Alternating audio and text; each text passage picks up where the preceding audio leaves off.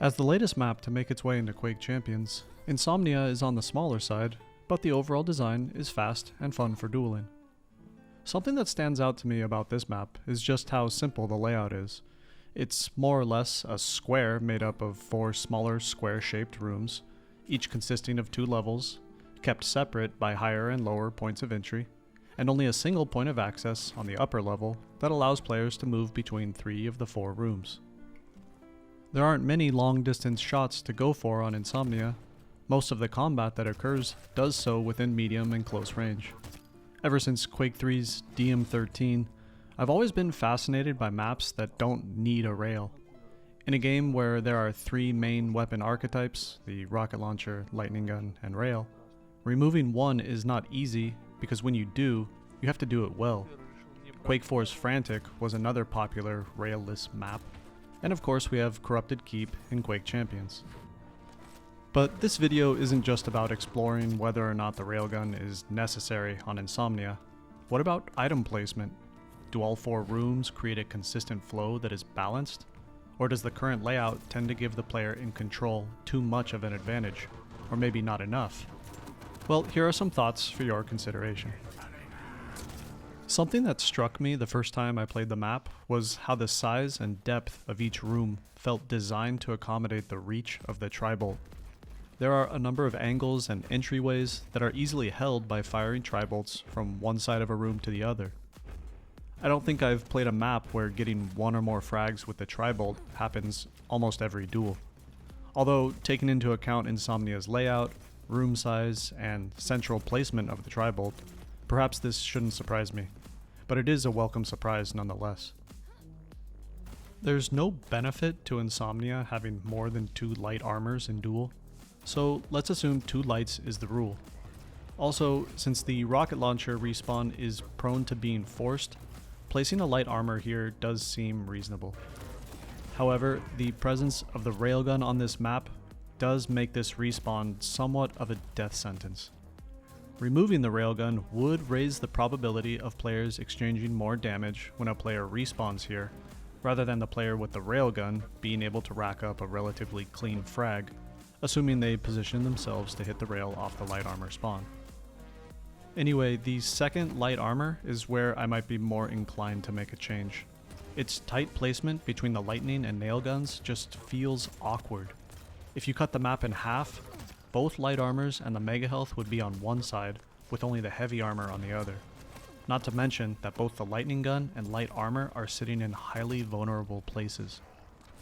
For duel, I would consider moving this light armor to where the quad spawns in deathmatch.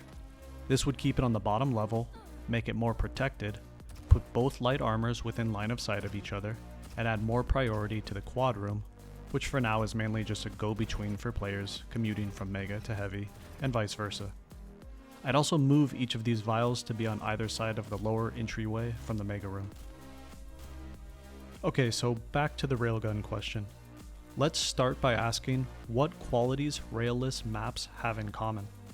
They tend to be smaller, they tend to be fast-paced, and many areas tend to consist not so much of wide open spaces, but more of a variety of different types of narrow corridors.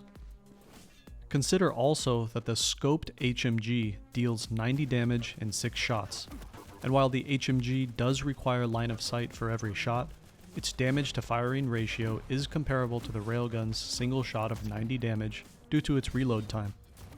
So for those longer distance situations, of which Insomnia really doesn't have many, it does seem plausible that, for example, landing repeated shots with the HMG instead of a single 90 with the railgun could better complement Insomnia's smaller size and faster flow.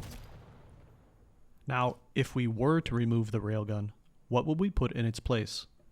Well, first, I'd reposition these vials to be off to the side, along the wall, or simply to the left of the jump pad.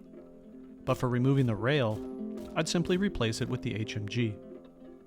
As it stands, players that are fragged in the mega room are likely to respawn in the heavy armor room right next to the railgun.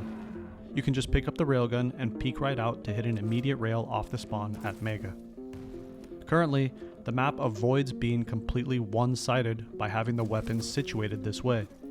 but I'm not so sure just handing players a railgun off the spawn is the most thought-provoking way to balance a map.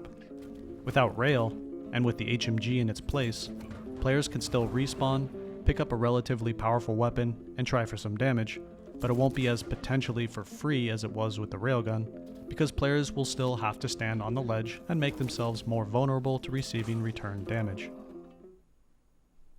So to sum up, removing the railgun goes hand in hand with relocating the lightning gun room's light armor. A second railless map is needed, especially in the competitive scene, and in particular, a railless map that is more viable for light champions. Corrupted Keep is a fast-paced railless map, but Insomnia without a rail would be a different challenge. Its layout makes it a bit more calculating, and would therefore favor positional play over a rushdown style. So that's where I'm at with this map. Head to the comments, let me know if you agree, disagree, or maybe you're quite sure I have no idea what I'm talking about. And while you're mulling it over, here are some useless Nyx jumps to enjoy on your way out. Catch you guys later.